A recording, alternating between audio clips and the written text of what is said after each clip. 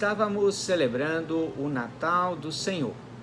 E na verdade ainda estamos, porque ainda estamos na oitava do Natal. E no entanto, hoje celebramos Santo Estevão, o proto-mártir do cristianismo, ou seja, o primeiro daqueles que seguiram Jesus até dar sua própria vida, como fez também Jesus. A narrativa do martírio de Santo Estevão encontra-se no livro dos Atos dos Apóstolos, escrito por Lucas, nos capítulos 6 e 7. A primeira leitura de hoje, ela é tomada uma parte do capítulo 6 e uma parte do capítulo 7. Do capítulo 6 vem a primeira metade da primeira leitura de hoje. E nessa primeira parte nós conseguimos perceber que há uma descrição de Estevão. Então ali é dito para nós que ele era uma pessoa cheia de graça e de poder, que realizava prodígios entre o povo e que suas palavras eram palavras de sabedoria e de espírito. A gente pode dizer que eram palavras que tinham o espírito da sabedoria. No entanto, Estevão ele vai provocar a inveja, porque algumas pessoas elas queriam debater com Estevão, mas não conseguiam vencê-lo. Então é por isso que, por suas palavras cheias de sabedoria, é que Estevão vai despertar a inveja de alguns. A segunda parte da leitura mostra as reações que essas pessoas tiveram diante das palavras de Estevão. E é aí que vai ser narrado como foi o martírio de Estevão. Estevão, ele foi apedrejado. A gente poderia começar fazendo uma breve reflexão de que as pedras, elas não foram criadas por Deus para servirem como armas. Então, o mal não está nas pedras.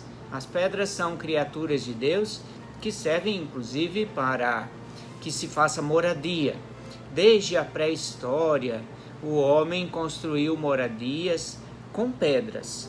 E então as pedras elas têm uma boa utilidade, mas devido à violência que habita no coração da humanidade, no coração dos homens, é que as pedras podem servir também como arma, como um instrumento para causar a morte.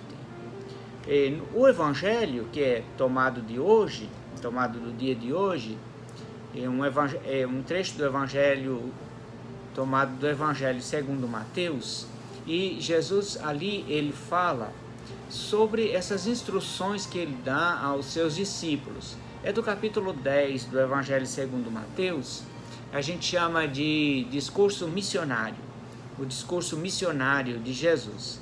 E Jesus ali naquele momento alerta seus discípulos para a possibilidade de perseguições.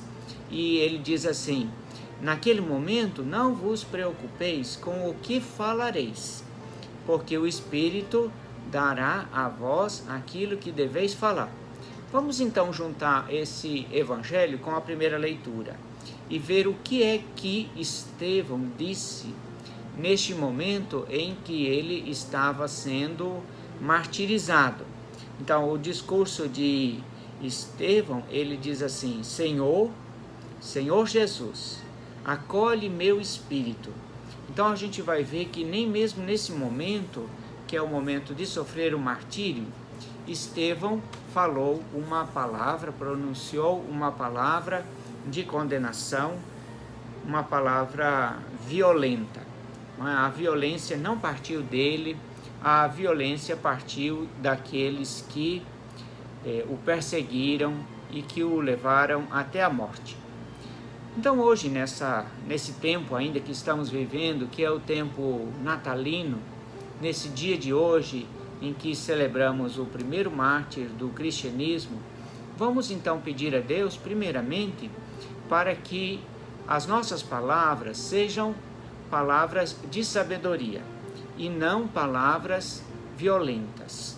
Não é? Que Deus retire do nosso coração, de nossa boca, as palavras de violência, como aquelas palavras dos perseguidores de Estevão, e coloque em nossa boca sempre, em todas as circunstâncias, mesmo nas circunstâncias mais difíceis, palavras de sabedoria. Eu gostaria de pedir a todas as pessoas que estão assistindo esse vídeo que façam também uma prece no dia de hoje pela Escola Bíblica de Jerusalém. A Escola Bíblica de Jerusalém existe desde o final do século XIX e ela foi fundada ao lado da Basílica de Santo Estevão. Há uma basílica lá em Jerusalém, muito bonita, uma basílica em estilo bizantino, e ao lado da basílica está o convento dos frades dominicanos, e ali está a Escola Bíblica de Jerusalém, que tem desempenhado um serviço muito bom para toda a igreja. Muitos de nós conhecemos a Bíblia de Jerusalém. A Bíblia de Jerusalém vem de lá, da Escola Bíblica de Jerusalém. Então rezemos para que os professores, os alunos dessa escola continuem desempenhando bem a sua função. Um bom Natal a todas e todos.